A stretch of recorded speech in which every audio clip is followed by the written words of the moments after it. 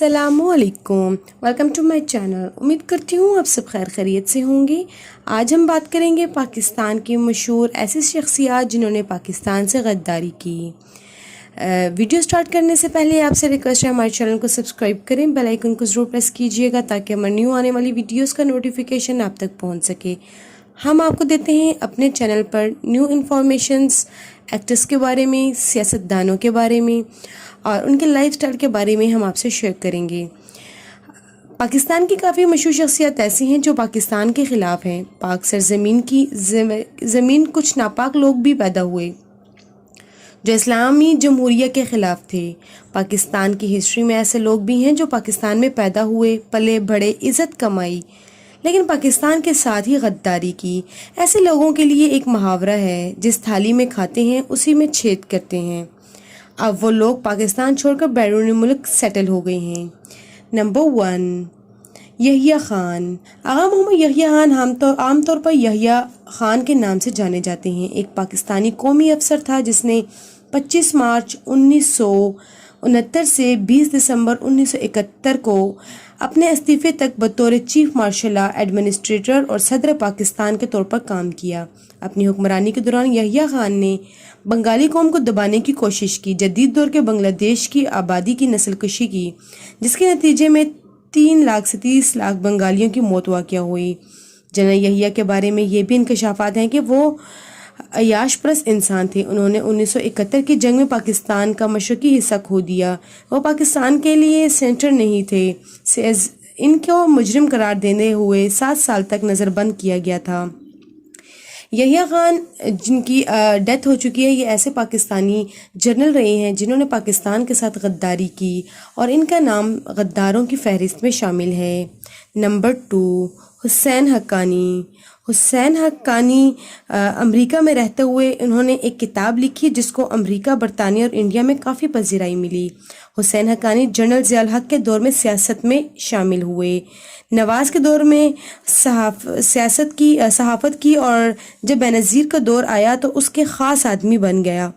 इसी दौरान आसिफ ज़रदारी ने काफ़ी मेहरबानियाँ की हुसैन पर। इसको गैर मुल्की सफ़ीर बनाया गया। 2008 में जब इसको अमरीकी सफ़ीर बनाया गया तो ये शख्स अमरीका की तारीफ़ें और पाकिस्तान के ख़िलाफ़ बोलना शुरू हो गया। ये शख्स खुशामदी करने में माहिर था। अमेरिका ने ही इसको अपना सफ़ीर मुकर्रर करवाया था। अमेरिका इसको अपने मुल्की मुफादात के लिए इस्तेमाल कर रहा था। इस शख्स ने भी कोई कसर नहीं छोड़ी। ये पाकिस्तान के ख़िलाफ़ और अमेरिका के हक़ में काम करता रहा। इसके अलावा ये शख्स फ़ौज के भी काफ़ी ख़िलाफ़ रहा। फिर इसको ISI ने 2 माह के लिए गायब कर दिया। जब कोर्ट ऑर्डर इशू हुआ तो इसको छोड़ दिया गया। फिर ये बाहर भाग गया और इसका नाम भी पाकिस्तान की गद्दार में शामिल होता है। नंबर 3, मारवी सरमद। मारवी सरमद को सब बहुत अच्छी तरह से जानते हैं। 11 जून 1970 को एक गरीब घराने में पैदा होने वाली मारवी सरमद का नाम भी गद्दार की लिस्टों में शामिल होता है। मेरा जिस्म मेरी मर्जी का नारा लगाने वाली यही घटिया खातून है। इस नारे का सहारा लेकर पाकिस्तान के बहुत से लोगों में बेहयाई फैलाई। नवंबर 2007 में इन्हें उस वक़्त गिरफ्तार कर लिया गया जब उन्होंने इस वक़्त के फ़ौजी परवेज़ मुशर्रफ की तरफ से पाकिस्तान में नाफिज इमरजेंसी के ख़िलाफ़ एहतजाज किया था। यूट्यूब पर नशर होने वाले एक टेलीविज़न मुबासे में सरमद ने दोबारा मगरबी तर्ज तरीके की बात की, जिसकी वजह से इसे मौत की और जिनसी तशद्दुद दोनों की धमकियाँ भी दी गई थी। सरमद ख़ास तौर पर देखा गया है कि अक्सर मगरबी कल्चर को फ़रोग़ देती नज़र आती हैं, जिसकी वजह से काफ़ी तनकीद का निशाना बनाया जाता है। पाकिस्तान में इंसानी हकूक़ के नाम पर औरतों में बेहयाई फैलाने पर इसको 2010 में सदर पाकिस्तान की तरफ से आसिफ अली जरदारी के हाथों इनको ह्यूमन राइट्स का अवार्ड भी नवाजा गया और 2012 में इनको फ्रेंड ऑफ पार्लियामेंट अवार्ड से नवाजा गया। लेकिन सरमद अक्सर पाकिस्तान और पाक आर्मी के ख़िलाफ़ बातें करती रहती हैं। ये बरतानिया में रहती हैं और उनको पाकिस्तान में रहना पसंद नहीं है। ये बाहर बैठकर पाकिस्तान के ख़िलाफ़ जहर उगलती रहती हैं। मारवी सरमद का कहना है कि हिजाब एक गंदगी है। ये अक्सर दीनी रहनुमाओं से बदतमीज़ी करती और उलझती नज़र आती हैं। वैसे ये ख़ुद को मुसलमान कहती हैं, असल में इसका कोई दीन ईमान नहीं। ये ख़ुद को मुसलमान कहकर बाकी मुसलमान ख़वातीन को भी ख़राब कर रही हैं। नंबर 4, मलाला यूसुफ़ज़ई। मलाला यूसुफ़ज़ई 12 जुलाई 1997 को पैदा हुई। ये एक पठान फैमिली से बिलोंग करती हैं। सबसे कम उम्र में नोबल प्राइज़ हासिल करने वाली खातून हैं और पहली पश्तून है जिसको नोबल प्राइज़ से नवाजा गया। لوگوں کی پسندیدہ ملالہ یوسفزئی کو بھی غدار کہا جاتا ہے۔ اس نے پاکستان کے لوگوں کے ساتھ دھوکہ کیا ہے، ان کے احساسات اور جذبات کی دھجیاں اڑائی ہیں۔ پاکستان کے لوگ ملالہ سے جتنی محبت کرتے تھے اب اتنی ہی نفرت کرتے ہیں۔ اس کی اصل وجہ یہ ہے کہ ملالہ نے ایک کتاب لکھی ہے جس کا نام ہے آئی ایم ملالہ۔ یہ کتاب در حقیقت ایک غیر ملکی جرنلسٹ خاتون نے لکھی ہے۔ اس کتاب میں کھلے الفاظوں میں پاکستان اور آرمی کے خلاف باتیں کی گئی ہیں۔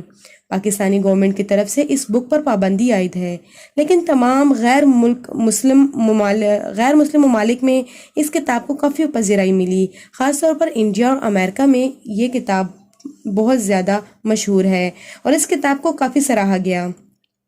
اس کتاب میں اسلامی احکامات اور قرآنی آیات بھی کافی مخالفت کی ہے۔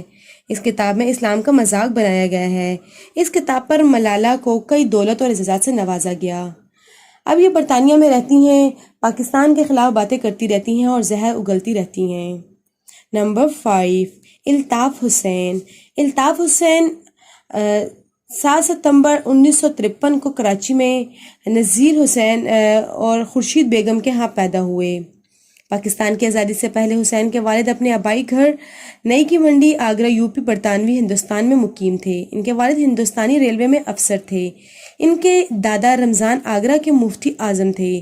ان کے نانا پیر حاجی حافظ رحیم بخش قادری ایک عالم دین تھے۔ الطاف حسین ایک مذہبی گھرانے سے تعلق رکھنے کے باوجود مسلمان ملک سے غداری کرنے پر ان کا نام پیش ہے۔ الطاف نے کراچی میں خوب راج کیا۔